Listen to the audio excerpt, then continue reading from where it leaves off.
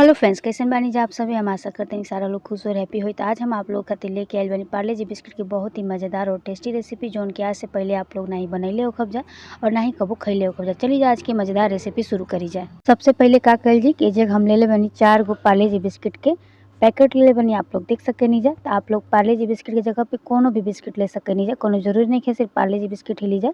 तो आप लोग अपना मन के हिसाब से कोई भी बिस्कुट ले सके नहीं जा।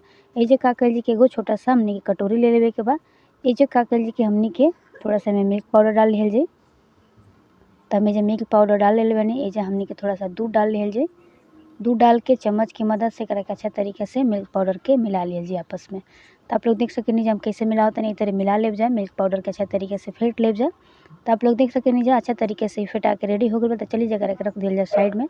अब ये का कल जी कि कढ़ाई गरम कर लिहल जी। तो पहले से हम कढ़ाई गरम करके रख ले रहनी है, में हम पहले से घी भी गरम कर ले बनी। तब एक एक करके हमने के जितना भी बिस्किट रख ले बन जाए सबके हल्का सा करके फ्राई कर लिहल जी। ज़्यादा नहीं के फ्राई करे के, बस मीडियम आंच पे फ्राई करे के बाद। तो फ्रेंड्स आप लोग ये देख सकते नहीं हम एक एक करके सारा बिस्किट के कढ़ाई में डाल देले बनी और डाल करके करा के धीमा आंच पे हमने के तल लेवे के बाद। ज़्यादा तेज आंच नहीं करे के, बीच बीच में करा के चलावत भी रहे, उलट पलट के अच्छा तरीके से ये करा के चारों तरफ से फ्राई कर लेवे के बाद। इससे ज़्यादा नहीं के फ्राई करे के। तो चलिए जब निकाल लिया जाए बिस्किट के, ना तो जो बिस्किट में हमने के जल जाए। बिस्किट के एगो प्लेट में निकाल के रख लिहल जाए।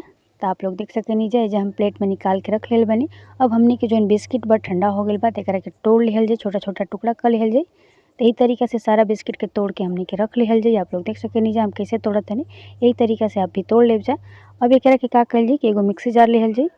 तो ये जगह हम सारा बिस्किट के तोड़ के रख ले बनी। आप लोग देख सके नहीं अब एक सारा बिस्किट के एगो मिक्सी जार में हमने के डाल लिहल जाए और डाल के करा के ग्राइंड कर लिहल जाए, मतलब कि पीस लिहल जाए। तो बिस्किट हमने के पीस के रेडी कर ले बन जाते। जब फिर से कढ़ाई गरम कर लीजिए, में चीनी डाल लीजिए। तो चीनी ज़्यादा मत डालब जाए, काहे कि बिस्किट पहले से ही मीठा होला। तो थोड़ा सा ही चीनी डालब जाए। अब एक के हमने के का कर लीजिए कि थोड़ा सा एक के चाशनी टाइप के बना लिहल जी। तो देख सके नहीं चीनी के तनी मेल्ट होके दिहल जाए, मतलब कि गल जाए दिहल जाए। तो चीनी हमने के गल गई बा। तेज का कर जी कि इलायची पाउडर डाल दिहल जाए। अब एक कुछ देर चला लिहल जाए। तो आप लोग देख सके नहीं हमने के जो चाशनी में बन के रेडी हो चुकल बा एक तार के। तब हमने के जो दूध के फेंट के रख ले नहीं मिल्क पाउडर के साथ ओकरा के कढ़ाई में डाल दिहल जाए। अब एक के 2 मिनट से चला करके एक के का कर जी कि खोले दिहल जाए। तो खोले खातिर छोड़ दिहल जी 10 मिनट खातिर। तो एक जगह आप लोग देख सके नहीं हमने के जो दूध बा हल्का हल्का खोले लागल बा। तो अब का कर जी कि जो चीनी अच्छा तरीके से हमने के दूध में मिक्स कर लिहल जाए। तो ये देखिए जा फ्रेंड्स हल्का हल्का में से उबाल आवे लागल बा। तो कुछ देर और हमने के खौला लेवे के बाद दूध के अच्छा तरीके से खौला लेवे के बाद। तो ऐसे तो पहले से हम दूध थोड़ा खौला ही ले रहनी है, मतलब कि नॉर्मल ही ले रहनी है। अगर आप लोग ऐसा दूध ना लेकर चाहते हैं खौजा तो एक अच्छा तरीके से खौला ले जाए। तो देख सके नहीं हम दूध के बढ़िया से खौला ले बनी। तो दूध हमने के जब खोल के रेडी हो। अब का कर लीजिए कि जो हमने के बिस्किट के पीस के रखे रहनी है मिक्सी जार में ओकरा के कढ़ाई में डाल दिहल जाए। अब एक के हमने के का कर लीजिए कि हल्का हल्का पका लिहल जाए धीमा आँच पे, ज़्यादा तेज़ आँच ना कर लीजिए जब, ताकि अच्छा तरीके से जौन दूध बा और जौन बिस्किट बा अच्छा तरीके से आपस में मिक्स हो जाए। तो देख सके नहीं हमें कैसे के मिक्स करते नहीं तरीके से कर ले जा। और एक बात के ध्यान रखब जा, आप लोग धीमा आँच पे ही करब जा, ज़्यादा तेज़ आँच पे करब जा तो जौन बावे जौन दूध बा अच्छा तरीके से मिक्स ना हो पाई और जले भी लगी। तो से आपका करब जा कि धीमा आँच पे करा के बढ़िया से पका ले जा। तो देख सके नहीं जो हमने के दूध बा और बिस्किट बा अच्छा तरीका से आपस में मिक्स हो गई बा। देख सके नहीं फ्रेंड्स। तो पलटा की मदद से करके अच्छा तरीके से हमने के चला लिहल जाए। तो ये देखी जा एक चला के बढ़िया से पका लेवे के बाद।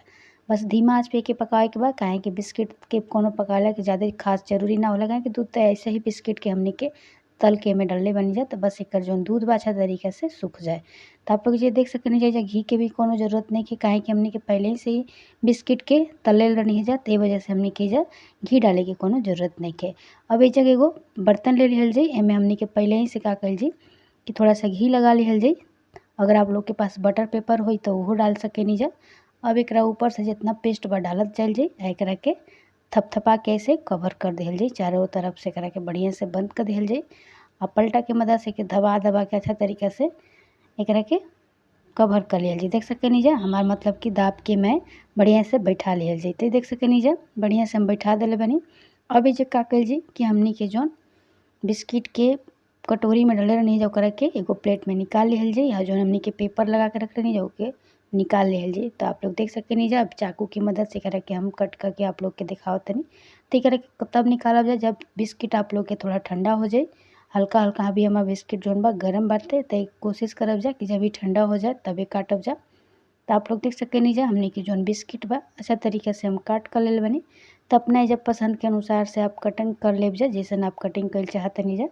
तो इस जगह हम का करनी है कि थोड़ा सा नारियल के बुरादा से सजा देते हैं। फिर आप लोग के पास काजू पिस्ता बादाम जो भी हो, चांदी के वर्क हो, वैसे भी सजा सकेनी जा ये मिठाई के। तो बहुत ही बढ़िया हमने के मिल्क केक बिस्कुट के बन के रेडी हो चुकल बा। बहुत ही यमी रेसिपी बाटे।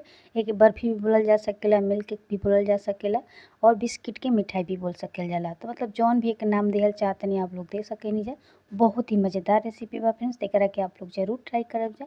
और अगर हमारी रेसिपी आप लोग के पसंद आइल होके तो प्लीज़ लाइक और शेयर कर देव जा।